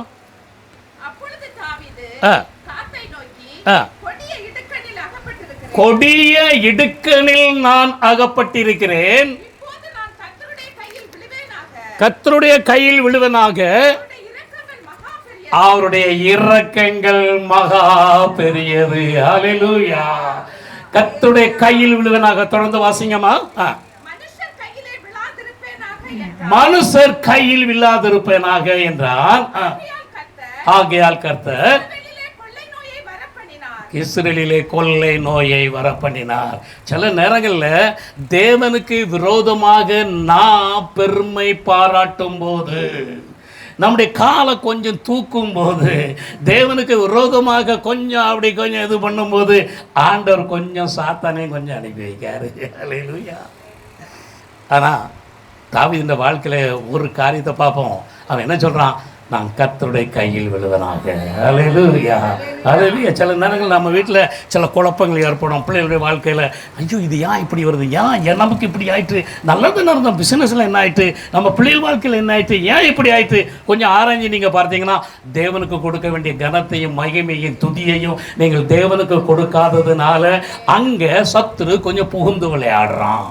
அதில் நன்றாக புரிஞ்சு கொள்ளுங்க, நல்லா புரிஞ்சு. குழப்பமாக இருக்கும், பாஸ்டர் புரியவே மாட்டேங்குது பாஸ்டர், எங்கள் குடும்பத்தில் இப்படியா என்னன்னு தெரில. அதுக்கு காரணம் என்னன்னா, தேவனுக்கு விரோதமாக நீ எழும்பினாய், தேவ சமூகத்தில் உன்னை தாழ்த்தாமல் போனாய். தாழ்மை உள்ளவர்களுக்கு தான் தேவன் கிருபை அளிக்கிறார். எந்த இடத்துல தன்னை தாழ்த்தணுமோ அங்கே நீ தாழ்த்தாம உன்னை உயர்த்தி, நான் தானே. தூத்துக்குடியில் நான் இருக்கும்போது அப்போஸ்தலிக் சர்ச்சுன்னு ஒரு சர்ச் இருந்துச்சு. 1971 72 புதிதாக ஆரம்பிக்கப்பட்ட அந்த சர்ச்சில் நான் அசிஸ்டன்ட் பாஸ்டராக ஊழியம் செஞ்சுக்கிட்டு இருந்தேன். டெலிஃபோன் இன்ஜினியரும் வேலை பார்த்துக்கிட்டு இருந்தேன், அசிஸ்டன்ட் பாஸ்டராகவும் நான் ஊழியம் செஞ்சுக்கிட்டு இருந்தேன். அந்த சபையில் ஒரு சகோதரன் வருவார், நன்றாக பாட்டு படிப்பார் இல்லையா? அவர் பாட்டு படித்தா எல்லாரும் அபிஷேகத்தில் நிறைவாங்க. அவர் பாட்டு படித்தா அங்கே ஆவியின் பிரசன்னம் கொஞ்சம் நல்லா இருக்கும்.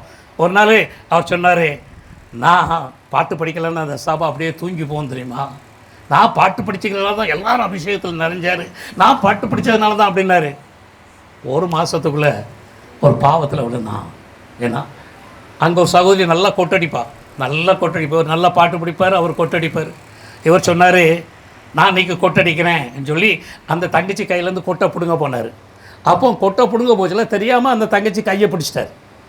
கையை பிடிச்ச பிறகு சாத்தான் அவங்களுக்குள்ள ஒரு பாவ உணர்வை உண்டாக்கிட்டான்.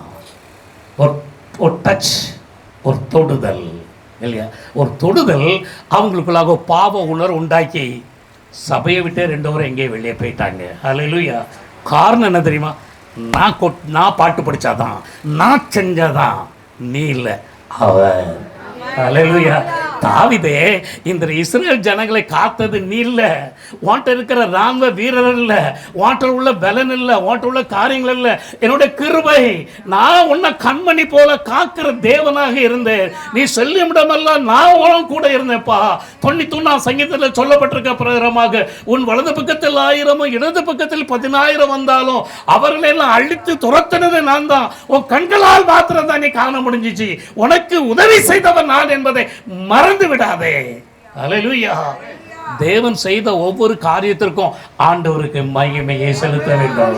அல்லேலூயா. மகிமையை செலுத்தாதபடி, ஆண்டவரை உயர்த்தாதபடி, ஆண்டவருக்கு துதியை செல்லாதபடி நீ இருந்த என்றால் லூசிபரை போல கீழே தள்ளப்பட்டு விடுவாய். அல்லேலூயா. சாத்தானுடைய காரியங்களில் அது ஒன்று என்பதை மறந்து போக வேண்டாம். தாவீது பெரிய ராஜா, வல்லமை நிறைந்த ராஜா. ஆனால் ஆட்டு மந்தையில் நின்றவன் தேவன் உயர்த்தி அவனை கொண்டு வந்த போது தன்னுடைய ராணுவ பலத்தை குறித்து அவன் பெருமை பாராட்டுகிறான். எனக்கு உள்ளதை பார் என்று சொல்லி ஆண்டவர் சொன்னாரு. ஒரு தொட்டாரு. அல்லேலூயா. ஆனா தாவீது ஒரு காரியத்தை செஞ்சான். ஆண்டோடைய கையில் விழுதனாக சத்து சோதித்திட தேவ உத்தர உடன் வருவார். சத்து சோதித்திட தேவ உத்தர உடன் வருவார். ஆனால் இயேசு கைவிடார், தானாய் வந்து ரட்சிப்பார், தானாய் வந்து ரட்சிப்பார். அந்த நல்ல இயேசு எந்தன் சொந்தமானாரே, அந்த நல்ல இயேசு எந்தன் சொந்தமானாரே. சந்தோஷம் பொங்குதே, சந்தோஷம் பொங்குதே, சந்தோஷம் என்னில் பொங்குதே. அல்லேலூயா. முத்துநாதர் சந்தோஷம் என்னில் பொங்குதே. அல்லேலூயா. சந்தோஷம் பொங்குதே, சந்தோஷம் பொங்குதே, சந்தோஷம் என்னில் பொங்குதே. அல்லேலூயா. இயேசு என்னை சந்தோஷம் என்னில் பொங்குதே. எப்போ நம்முடைய வாழ்க்கையில சந்தோஷம் போகணும் தெரியுமா? கர்த்தர் என்னை பாதுகாத்து மீட்டு எடுக்கும் போது. அல்லேலூயா. என்னை குழியில் விழாதபடி என்னை காக்கும் போது, பாவத்தில் விழாதபடி என்னை காக்கும் போது. தாவீது தான் செய்த பாவத்தை குறித்து 51 சங்கீதத்திலே சொல்லுகிறார். ஆண்டவரே, என்னை உம்முடைய சமூகத்திலிருந்து தள்ளி விடாதையும், நீ தந்த ஆவியின் அபிஷேகத்தை என்னை விட்டு எடுத்து விடாதையும் ஆண்டவரே. அல்லேலூயா. அவன் ஆண்டோடைய உத்தரவு பேரில் தான் வருவான் இல்லையா? யோபட்டையும் கேட்டுக்கிட்டான், ஆண்டவர்கிட்ட கேட்டுட்டான். அம்மா நான் கொஞ்சம் தொட்டு பார்க்கட்டா ஆண்டவரை. ஆண்டவர் சொன்னார், தொட்டு பாரு, ஆனால் ஜாக்கிரதை. அல்லேலூயா. தாவீது கொஞ்சம் மிஸ்டேக் பண்ணான், ஆனாலும் அவன் கமிட் பண்ணான். நான் உடைய கரத்தில் விழுகிறேன் ஆண்டவரை, நீ என்னை கொன்னாலும் கொண்டு போடும், நான் உலகத்துக்கு போக மாட்டேன், மனுஷர் கையில் என்னை விட்டுறாதையும், மனுஷனுக்கு இன்னும் படக்கூடாது, இந்த உலகம் எனக்கு ஒன்றும் செய்யக்கூடாது, சாச எனக்கு ஒன்றும் செய்யக்கூடாது, நான் உடைய கரத்தில் விழுகிறேன், நீங்கள் என்ன நீ என்னை கொண்டு போட்டாலும் சரியில்லை ஆண்டவரை. அல்லேலூயா. தேவனுடைய பரிசுத்த நாமத்துக்கு மகிமை உண்டாவதாக. அவன் எவனை வஞ்சிக்கலாம், எவனை கெடுக்கலாம், எவனை திருடலாம், இவனுடைய ஆவிக்குரிய வாழ்க்கையை அடிக்கலாம், எவனுக்குள்ளே இருக்கிற சந்தோஷத்தை பிடுங்கி போடலான்னு சொல்லி அவன் நேரத்தை பார்த்துக்கிட்டே இருக்கான். அல்லேலூயா. மூன்றாவதாக நான் இன்னொரு மனிதனை குறித்து சொல்லி நான் கடந்து செல்ல விரும்புகிறேன். வாசிக்கலாம். மத்தேயு மன்னிக்கவும், லூக்கா 22 அதிகாரம் 31 32 வசனங்களை வாசிக்கலாம். பின்னும் கர்த்தர், சீமோனே சீமோனே, கோதுமை சுலகினால் படைக்கிறது போல சாத்தான் உங்களை புடைப்பதற்கு உத்தரவு கேட்டுக்கொண்டான். நானோ உன் விசுவாசம் ஒழிந்து போகாதபடிக்கு. அல்லேலூயா, அல்லேலூயா. அவன் ஏன்ட்ட உத்தரவு கேட்டான்பா, நான் அவனுக்கு பெர்மிஷன் கொடுத்துட்டேன். ஆனா நான் என்ன செஞ்சேன்? உன் விசுவாசம் வேண்டிக் கொள்கிறேன். நமக்காக வேண்டிக் கொள்கிற தேவன் ஒருவர் உண்டு. தேவனுடைய வலது பார்சத்தில் உனக்காக உங்களுக்காக என் விசுவாசத்தில் பரிசுத்தத்தில் தேவனுடைய காரியத்தில் அவன் விட்டு விலகி போகக்கூடாது என்று சொல்லி இரவும் பகலும் பிதாவின் வலது பார்சத்தில் என் ஆண்டவராகிய இயேசு எனக்காக ரத்தம் சிந்தி மரித்து உயிர்த்தெழுந்த இயேசு விண்ணப்பம் பண்ணி கொண்டே இருக்கிறார். ஹல்லேலூயா, ஹல்லேலூயா. நான் உனக்காக விண்ணப்பித்து கொண்டே இருக்கிறேன். ஏன் தெரியுமா? ஏன் சொல்லுங்க பாப்போம். ஏன்? எதுக்கு? ரைட்டு. ஆனால் சரியான ஆன்சர் வேணும். ஏன்? வாசிங்க மத்தேயு 16:18.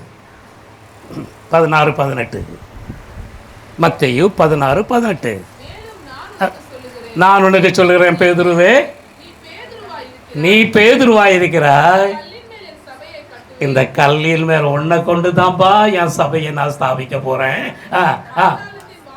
பாதாளத்தின் வாசல்கள் அதை மேற்கொள்வதில்லை. உன்னை நான் தெரிந்து கொண்டதின் நோக்கம் என்னவென்றால், உன்னை கொண்டுதான் என் தேசத்தில் கட்டப்படாத இடங்களிலே சபைகளை கட்டவும், அறிவிக்கப்படாத இடங்களிலே தேவனுடைய சுவிசேஷத்தை அறிவிக்கவும் நான் உன்னை தெரிந்து கொண்டு நான் உன்னை அபிஷேகித்திருக்கப்படினாலே சாத்தான் உன்னை சொலகுல போட்டு படபுடன்னு புடைச்சாலும் நான் உனக்காக விண்ணப்பித்துக் கொண்டிருக்கிறேன். பெண்டெகோஸ்தே நாளில் நீ எழும்பி நின்று நீ பிரசங்கம் பண்ணும்போது 3000 5000 சொல்லி திரள் கூட்டம் உன் பக்கமா திரும்பும்படி என்னுடைய திட்டமாக இருக்கிறது. ஹல்லேலூயா. யோவான் 21 இடத்துல நீங்க பாத்தீங்கன்னா உயிர்த்தெழுந்த பின்பு அங்க பேதுரு என்ன செஞ்சிட்டாரு? எங்க போயிட்டாரு? மீன் பிடிக்க போயிட்டார். பழைய தொழிலுக்கு போயிட்டார். இப்போ செத்து போனாருடா அவரு, என்னை ஒன்றும் செய்ய முடியாது போடவா. அவர் போகிறத பார்த்து மற்ற சீசர்களும் கொண்டு வந்துட்டார். ரொம்ப ஜாக்கிரதை. ஒருத்தன் பின் வாங்கிட்டான்னா அத்தனை அவன் பின்னால் போயிடுவான். ஒருத்தன் பாஸ்டரை பற்றி குறை சொல்ல ஆரம்பித்தாலும் அத்தனூரும் குறை சொல்ல ஆரம்பிச்சிடுவான். ஏன் நம்ம சபையில் அவர் சரியில்லைடா, அவர் சரியில்லைடா, இவர் சரியில்லைடா, அவர் பின்னால் ஒரு கூட்டம் போயிடும். சாத்தானுடைய வேலை. Be careful. ஹல்லேலூயா. அதை கேட்கக்கூடாது. ஆண்டவர் வச்சிருக்கார் ஒரு திட்டம் உண்டு இல்லையா? பேதுரு மறுதளிச்சான். ஒரு தடவை இல்லை, 2 தடவை இல்லை, 3 தடவை இல்லையா?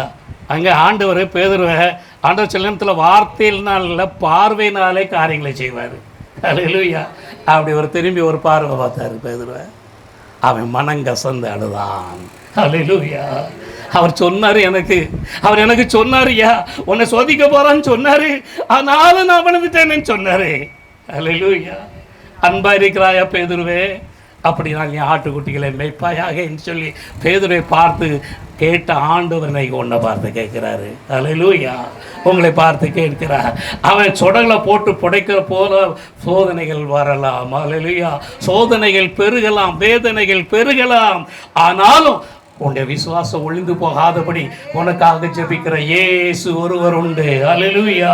அவர் ஜெபித்து கொண்டே இருக்கிறார். என்ன ஜெபிக்கிறார்? ஆண்டவரே, என் மகனுக்கு நான் இந்த தரிசனத்தை கொடுத்திருக்கிறேன், நான் என் மகனுக்கு இந்த பாரத்தை கொடுத்திருக்கிறேன், என்னை கொண்டு இந்த காரியத்தை நான் செய்யணும்னு சொல்லி வச்சிருக்கிறேன், நான் இதை செய்வேன்.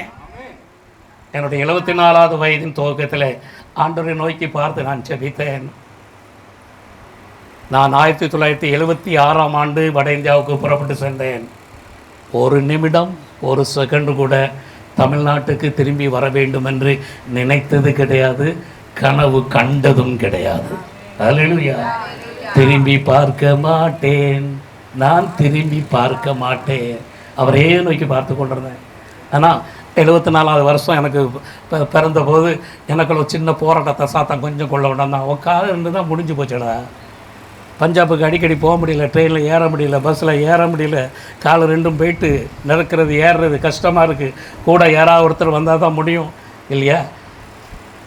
கண் பார்வை மங்கிக்கிட்டே போகுது. ஹார்ட்டில் 6 ஆன்ஜியோ ஃப்ளாஷ் பண்ணியாச்சு. சுகர் தொல்லை வேறு. போதும் ஆண்டவர், எனக்கு இன்னும் பலன் ஆண்டவர், நான் வேண்டாம், நான் ஊழியத்தை நாட சொன்னார். நீ செய்ய வேண்டிய பிரயாணம் இன்னும் அதிகம். ஹல்லேலூயா. இன்னும் செய்ய வேண்டிய பிரயாணம் ஒன்று அதிகம். என்னை ஐசியூவில் வச்சுருக்காங்க, ஆன்ஜியோ ப்ரோக்ராம் பண்ணுறதுக்கு உள்ள படுத்துக்கிடுங்க. அன்றைக்கி தான் எனக்கு பிறந்த நாள். நான் ஆண்டவர் நோக்கி பார்க்க ஆண்டவரேன். ஒவ்வொரு பிறந்த நாளும் என் மனைவி இருப்பா, பிள்ளைகள் கூட இருப்பாங்க, கேக் வச்சுருப்பாங்க, ஹாப்பி பர்த்டேன்னு பாட்டு படிப்பாங்க. யாருமே இல்லையே அங்கே ஆண்டவரே, எனக்கு ஹாப்பி பர்த்டே படிக்கிறதுக்கு ஒன்றுமே இல்லையே சொல்லி நான் அப்படியே ஒரு 11 மணி வரைக்கும் யோசிச்சுக்கிட்டு தூங்கிட்டேன். கரெக்டாக 12 மணிக்கு என்னை ஒருத்தர் தட்டி எழுப்புறாரு. நான் தூக்கத்தில் இருந்தேன், நான் விழிச்சிருந்தேன்னா எனக்கு தெரியாது. ஒரு கார்டை கொடுத்தாரு என் கையில், வாழ்க. மலாக்கி 4:2 அவருடைய சட்டிகளின் கீழாக என்ன உண்டு? ஆரோக்கியம் உண்டு. நீதியின் சூரியன் உண்மையில் உதிக்கும், கொளுத்த கன்றுகளைப் போல வளர்வார்கள். ஹாப்பி பர்த்டேன்னு ஒரு கார்டை என் கையில் கொடுத்தாரு. ஒரு கரம் கொடுத்துச்சு, நான் மற்ற எதையும் பார்க்க முடியல. நான் எனக்கு இருந்த சந்தோஷம். ஹல்லேலூயா, ஹல்லேலூயா, ஹல்லேலூயா. அழைத்தவர் உண்மை உள்ளவர், தரிசனத்தை தந்தவர் உண்மையுள்ளவர். அவர் எதை செய்ய வேண்டும் என்று உங்களையும் என்னையும் தெரிந்து கொண்டாரோ அதை செய்து முடிக்கும் வரைக்கும் உன்னை விட்டு விலகுவதுமில்லை, உன்னை கைவிடுவதுமில்லை. யாக்கோபு பயணமாக செல்கிறான். வனாந்திரத்திலே ஒரு கல்லை வைத்து படுத்து தூங்குகிறான். தாய்மடியிலே படுத்து தூங்கினவன் இப்பொழுது தன்னந்தனியாக வனாந்திரத்திலே ஒரு பெருங்கல்லை தலையணையாக வைத்து படுத்து தூங்குகிறான். பயந்தவனாக, நடுங்கினவனாக, எதிர்காலத்தை குறித்து அவன் இது பண்ணினவனாக, அவன் கலங்கி கொண்டிருக்கிற வேளையிலே அவன் ஒரு சொப்பனத்தை காண்கிறான். தேவதூதர்கள் ஏறுகிறதையும் இறங்குகிறதையும் காண்கிறான். இந்த இடம் பெத்தேல் என்று சொல்கிறான். கர்த்தர் அங்கே நிற்கிறதை காண்கிறான். அங்கு ஆண்டவர் சொல்கிறார், நான் உனக்கு சொன்னதை செய்யும் அளவும் உன்னை விட்டு விலகுவதும் இல்லை, உன்னை கைவிடுவதும் இல்லை. அருமையான தாமஸ் சபையின் விசுவாசிகளே, போதகர்களே, எல்டர்களே, ஆண்டவர் உங்களை பார்த்து சொல்கிறார். இந்த சபையை குறித்து தேவன் ஒரு பெரிய தரிசனம் உண்டு. எண்ணிக்கையிலே குறைந்தவர்களாக இருந்தாலும், எண்ணிக்கூடிய அளவுக்கு இருந்தாலும், உங்களை கொண்டு தேவன் செய்ய போற காரியங்கள் தேசத்திலே பெரியவைகளாக இருக்கும். உன் கண்களினால் இன்று நீ காணாமல் போனாலும், ஒருவேளை நீ பரலோக ராஜ்யத்துக்கு செல்லும் போது அங்கு ஒரு பெரிய கூட்டத்தை காண்பாய். அவர்கள் சொல்வார்கள், நீங்கள் ஜெபித்தீர்கள், நீங்கள் அனுப்பி வைத்தீர்கள், எங்களுக்காக செய்தீர்கள், நாங்கள் ரட்சிக்கப்பட்டோம், இந்த கூட்டத்துக்கு நாங்கள் வந்துட்டோம், அந்த பரலோகத்துக்கு நாங்கள் வந்துட்டோம் சொல்லி சொல்லுகிற ஒரு பெரிய சாட்சியை நீங்கள் கேட்பீர்கள். ஹல்லேலூயா, ஹல்லேலூயா, ஹல்லேலூயா. தேவன் உங்களை குறித்து வைத்திருக்கிற காரியத்தை அவர் நிறைவேற்றுகிற தேவனாக இருக்கிறார். ஹல்லேலூயா, ஹல்லேலூயா, ஹல்லேலூயா. பேதுருவை பார்த்து சொன்னார், நான் உன்னுடைய விசுவாசத்தில் நிலைத்து நிற்கும்படியாக, நீ விழுந்து விடாதபடி நான் உனக்காக ஜெபிக்கிறேன். நான் பீகாருக்கு போகும்போது நிறைய பேர் என்னை பார்த்து சொன்னாங்க, நாங்கள் ஜெபிக்கிறோம்யா, நாங்கள் கலங்குங்கடையா, என்னன்னாலும் பரவாயில்ல, நாங்கள் ஜெபிக்கிறோம். என்ன ஒரு சின்ன போஸ்ட் கார்டு எழுதி போனுங்க, அடுத்த செகண்டை நாங்கள் பார்த்து எடுத்துருவாங்க. நான் சொல்ல விரும்பலை, அதில் கிட்டத்தட்ட 95% எனக்காக ஜோம்னாங்களான்னா கொஸ்டின் மார்க் தான். 95% எனக்காக ஒன்றுமே செய்யலை, ஆனால் எனக்காக ஜெபிக்கிற இயேசு உண்டு. உனக்காக ஜெபிக்கிறவர் இயேசு. நீ அங்கேங்க ஓட வேண்டிய அவசியம் இல்லை. மற்ற இடங்களில் விசேஷ ஜெபம் நடக்கு, நான் அதை ஒன்றும் சொல்ல விரும்பலை, நான் அதை குறித்து பேசுறதுக்கு நான் விரும்பலை. ஆனால் உனக்காக ஜெபிக்கிற இயேசு உண்டு. அவரிடம் பேசு, அவரிடம் சொல்லு, அவர் உனக்காக யாவையும் செய்து முடிப்பார். உனக்காக அவர் யாவையும் செய்து முடிக்க வல்லவர் என்பதை நீ மறந்து போக வேண்டாம். ஹல்லேலூயா, ஹல்லேலூயா, ஹல்லேலூயா, ஹல்லேலூயா. லூக்கா 10ஆம் அதிகாரம் 18-19 வசனங்களை வாசிக்கலாம். லூக்கா 10ஆம் அதிகாரம் 18-19 வசனங்களை வாசிக்கலாம்.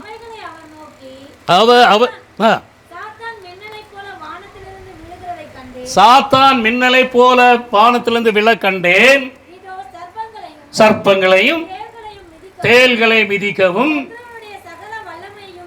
சத்துருவின் சகல வல்லமையும் மேற்கொள்ளவும் உங்களுக்கு அதிகாரம் கொடுக்கிறேன். ஒன்றும் உங்களை சேதப்படுத்த மாட்டாது. ஆகிலும்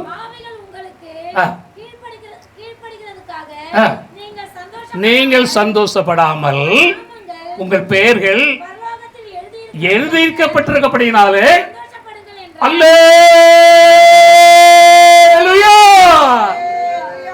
உங்க பெயர் பரலோகத்தில் எழுதப்பட்டிருக்கு. அல்லேலூயா. பெரிய சந்தோஷம் தான். நான் தொட்டேன் சோமாயிட்டையா, நான் தொட்டேன் அப்படி ஆயிட்டு இப்படி ஆயிட்டு அல்ல, என் பேரு முடிவு பரியந்த நான் மறிக்கும் வேலையில என் பேரு பரலோகத்துல எழுதப்பட்டிருக்கிறதா என்பதான் முக்கியம். அல்லேலூயா. இதெல்லாம் ஒன்றும் கிடையாது, இதெல்லாம் ஒன்றும் கிடையாது. இது ஆண்டவருக்கு நான் வேலைக்காரனா இருக்கிற அப்படின்னால இது நான் செய்ய வேண்டிய கடமை. அல்லேலூயா. ஆண்டவரே சொன்னார், ஒரு வீட்டில் நீங்கள் வேலை செய்கிறீங்க, இல்லை பாத்திரத்தை விளக்குறீங்க, தூக்குறீங்க, எல்லாம் செய்கிறீங்க, ரொம்ப டயர்டாயிட்டுன்னா அந்த வீட்டில் உள்ள எஜமாட்டி மாலிகினி வந்து உங்களுக்கு ரொம்ப டயர்டாயிட்டோமா, கொஞ்சம் கையை காலை பிடிச்சி விட்டுட்டா, கொஞ்சம் பாலை குடிக்கியா கேட்பாங்களா? கேட்க மாட்டாங்க. அது உங்கள் கடமை, அது உங்கள் கடமை. நாங்கள் அப்ரோஜனமான ஊழியக்காரங்க ஆண்டவரை, நாங்கள் செய்ய வேண்டியதை மாத்திரம் செஞ்சு முடித்தோம். ஆண்டவரை என்னுடைய நாமங்கள் உங்களுடைய பரிசுத்த ஜீவ புஸ்தகத்தில் எழுதப்பட்டிருக்கப்படினால ஹல்லேலூயா, உமக்கு நன்றி, உமக்கு நன்றி. அதனால தான் யோவான் எழுதின நிருபத்தில் அவன் இவ்விதமாக எழுதினான். 1 யோவானின் புஸ்தகம் 3ஆம் அதிகாரம் 8ஆம் வசனத்தை வாசிக்கலாம். நான் முடிக்க விரும்புகிறேன்.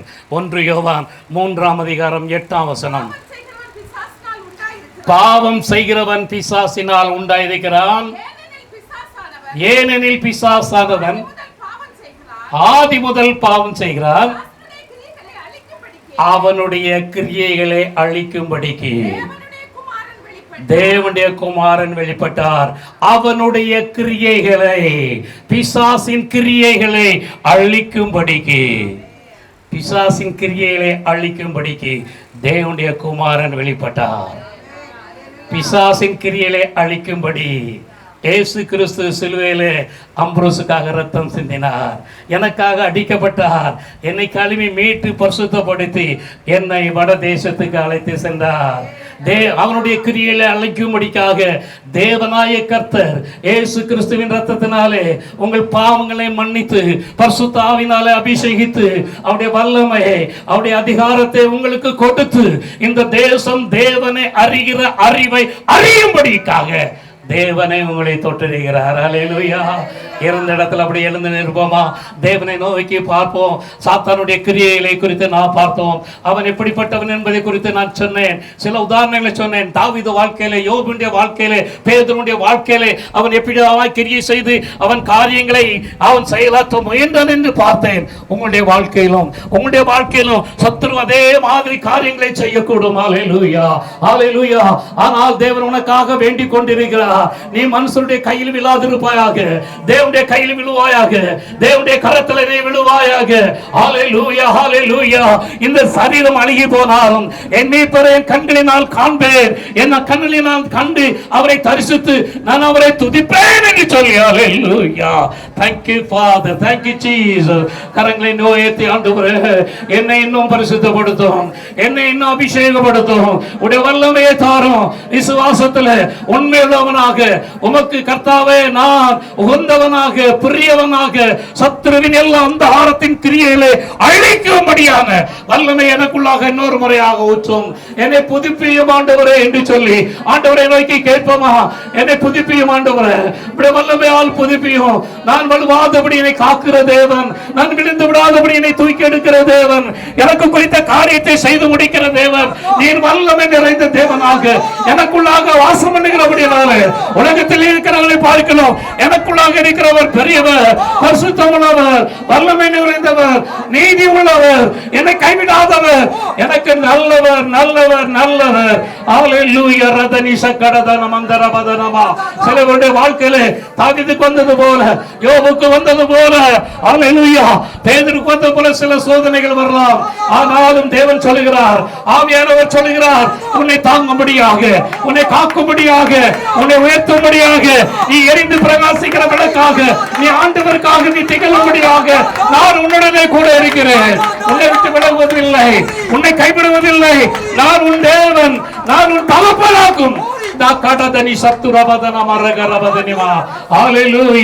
சத்துரு சோதித்திட தேவ உத்தர உடன் வருவா. சத்துரு தேவ உத்தர உடன் வருவா. ஆனால் இயேசு கைவிடார், தானாய் வந்து, ஆனால் இயேசு கைவிடார், தானாய் வந்து ரட்சிப்பார். அந்த நல்ல இயேசு எந்த சொந்தம், அந்த நல்ல இயேசு எந்த சொந்தமானாரே. ஆனால் இயேசு கைவிடார், தானாய் வந்து ரட்சிப்பார். ஆனால் இயேசு கைவிடார்,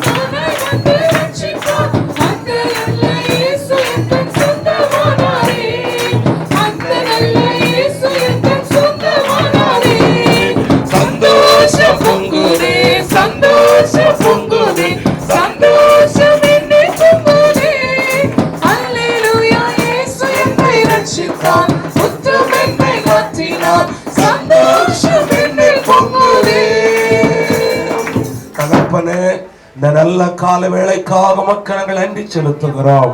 இவ்வளவு நேரம் பாட, துதிக்க, ஆராதிக்க ஜெபிக்கும்படி வார்த்தைகளை நாங்கள் கேட்கும்படி கர்த்தர் உதவி செய்தீர். உமக்கு ஸ்தோத்திரம். இந்த நாளிலும் எல்லா பிசாசுடைய தந்திரங்களை குறித்தோம், அந்த பிசாசுடைய தந்திரங்களில் நம்முடைய பிள்ளைகள் விடுதலையாக்கப்படுவதற்கு குறித்தோம் ஆண்டவர் இன்றைக்கு எங்களோடு நீர் பேசி இருக்கிறீர். உமக்கு ஸ்தோத்திரம். வசனத்தை கேட்டிருக்கிற யாவர் மேலும் இன்றைக்கு பரிசுத்த ஆவியானவர் பொழிந்தருளப்பட்டதற்காய் உமக்கு ஸ்தோத்திரம். ஓ, நீங்கள் விடுதலையாக்கப்படுவீர்கள் என்று எழுதப்பட்ட வார்த்தையோடு ஆவியிலேயும் ஆத்துமாவிலும் சரீரத்திலேயும் இன்றைக்கு விடுதலையாக்கப்பட்ட விடுதலையோடு கடந்து போகும்படி கர்த்தர் உதவி செய்கிற அன்பிற்காய் ஸ்தோத்திரம். உம்முடைய வார்த்தை பகிர்ந்து கொண்ட தேவ மனிதருக்காய் ஸ்தோத்திரம். இன்னும் நல்ல பலன், நல்ல சுகம், நல்ல ஆரோக்கியம், நீடித்த நாள் தீர்க்காய்ச்சி தந்து சுகமாய் வாழட்டும். உடைய குடும்பம், பிள்ளைகள், அவருடைய சந்ததி செய்கிற எல்லா ஊழியத்திலையும் ஆண்டுடைய பிரசன்னம் கொண்டு நடத்த போவதற்காய் உமக்கு ஸ்தோத்திரம். உங்க நல்ல நாமம் மகிமைப்படட்டும். ஆலயத்துக்குள்ளே, ஆலயத்துக்கு வெளியே இந்த ஆன்லைன் மூலமா இணைந்து கர்த்தரை ஆராதிக்கிற எல்லா தேவ பிள்ளைகளை நீர் ஆசீர்வதித்து ஆண்டவர் வழி நடத்துகிறதற்காய் உமக்கு ஸ்தோத்திரம். உங்க நல்ல நாமம் மாத்திரம் மகிமைப்படட்டும். இயேசு கிறிஸ்துவின் மூலமாய் தாழ்மையாய் கேட்கிறோம் அன்பு நிறைந்த பரமபிதாவே. ஆமென். என் ஆத்துமாவே கர்த்தரை